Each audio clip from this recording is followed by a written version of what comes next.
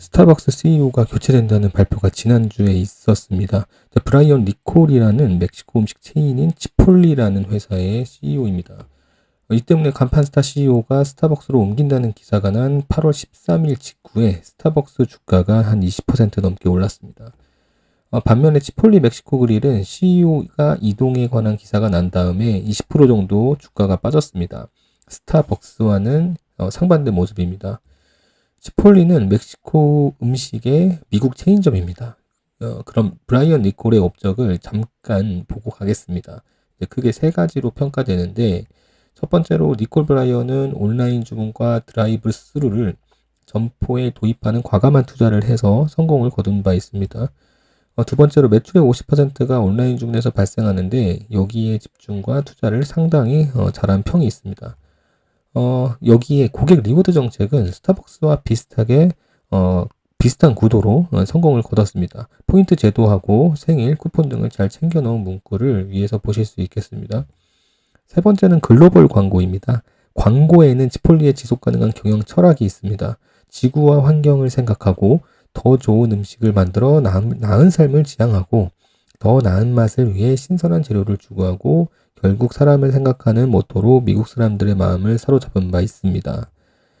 리인베터라는 네이버 블로그에서 너무 정리가 잘 돼 있어서 퍼왔습니다. 치폴리의 광고는 경쟁사인 타코벨이나 서브웨이, 페네라 브레드보다 훨씬 변별력 있게 홍보를 잘했습니다. 큰 돈을 들이지 않고 친환경 기업, 지속 가능 경영, 건강하고 투명한 재료를 쓰는 기업의 이미지로 포지셔닝을 해서 대성공을 거뒀습니다. 결과적으로 치폴리는 니콜이 부임한 19년도 이후에 주가는 8배, 약 800% 정도 올랐고 수익은 17배 정도 늘은 바 있습니다. 근데 앞에서 말한 니콜이 행한 세 가지 업적은 이미 스타벅스가 취했던 액션 중에 하나입니다. 즉 니콜이 그동안 치폴리에서 했던 업적을 스타벅스에 그대로 들고 간다고 해서 스타벅스가 잘 된다는 보장은 없다는 것입니다. 그렇기 때문에 니콜이 스타벅스에 갔기 때문에 무조건적으로 주식을 사는 것은 상당히 위험하다라고 볼 수 있겠습니다. 기존 스타벅스 CEO를 한번 보겠습니다. 락스만 네러시만이라는 민독의 미국인입니다. 2009년부터 맥킨지에서 근무를 한 바 있고 12년부터 19년도까지는 펩시에서 근무한 이력이 있습니다.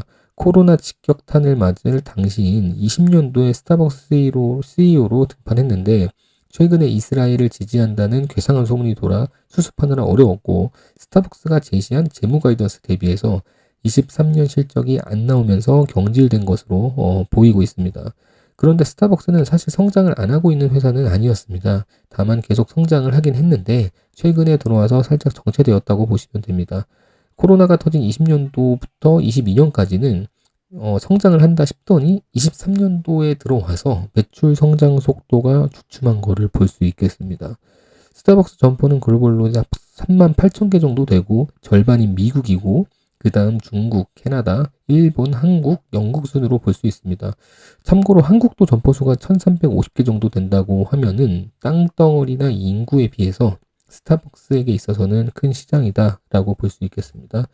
손익계산서를 한번 보면은 23년 매출액이 48조 원이 되고 21년에서 22년은 매출이 증가된 게 눈에 보일 정도인데 22년에서 23년은 매출 성장이 정체되어 있습니다.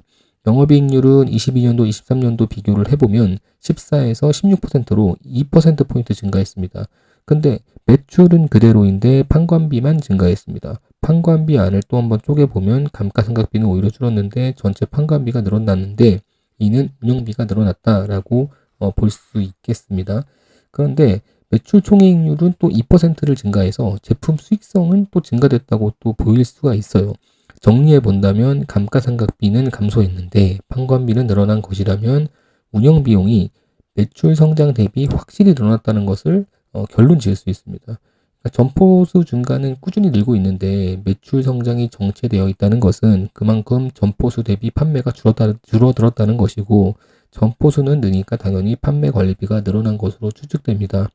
즉 이러한 추세 때문에 시장의 기대에 부응을 하지 못한다고 판단해서 CEO도 지금 교체되는 것으로 판단이 되고 있습니다. 24 가이던스를 한번 보겠습니다. 그러니까 매장만 놓고 본 컴패러블 그로스를 보면은 매출 성장률은 1에서 3% 정도 또는 거의 변동이 없다고 나와 있고 중국은 오히려 10% 미만으로 감소를 전망했습니다. 대신에 신규 점포수 성장은 중국을 더 확대시키고 글로벌 전체적으로 보면은 6% 성장으로 적어놨습니다. 자본 투자 캐펙스의 경우는 3조 원 정도 투자를 한다고 적어놨고요. 가이던스에 의미를 두시는 분들이 많지만은 저는 가이던스는 일종의 그 KPI라고 보거든요. 그래서 KPI를 달성 못했다고 해서 기업의 가치가 없어지는 것은 아닙니다. 예를 들어서 삼성전자나 현대자동차가 목표한 연간 사업 계획을 도달 못했다고 해서 그들의 기술력이나 영업력이 떨어진다는 것은 아니라고 생각을 하거든요. 예, 스타벅스도 같은 경우라고 보시면 됩니다.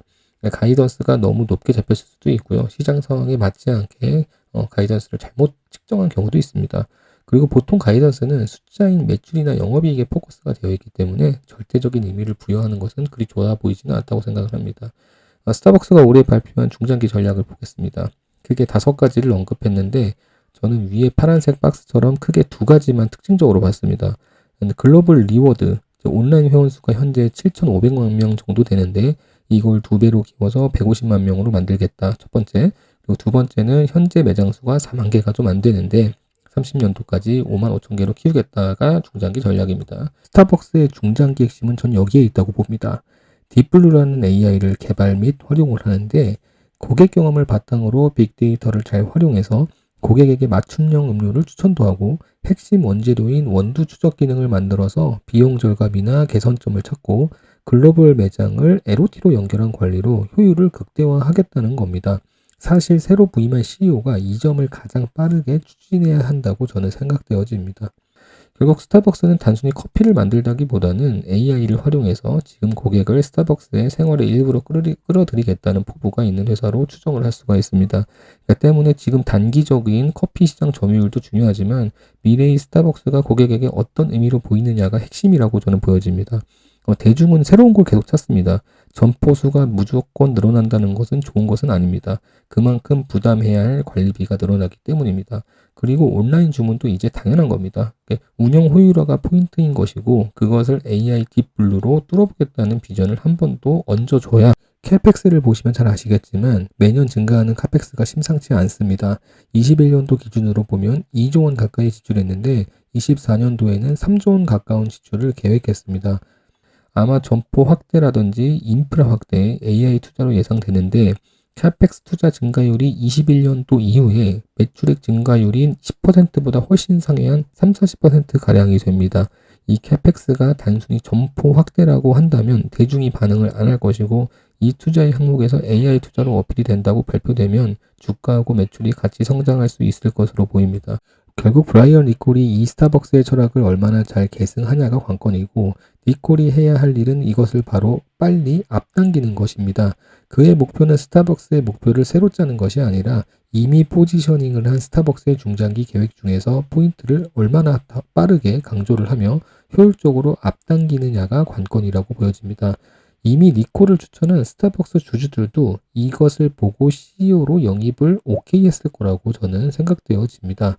매출이나 영업이익 개선이 맛이 개선으로 인함보다는 스타벅스 철학을 더 크고 확실하게 추진하는 모습으로 인해 실적이 좋아지는 그런 그림이 나오느냐가 관건일 것입니다.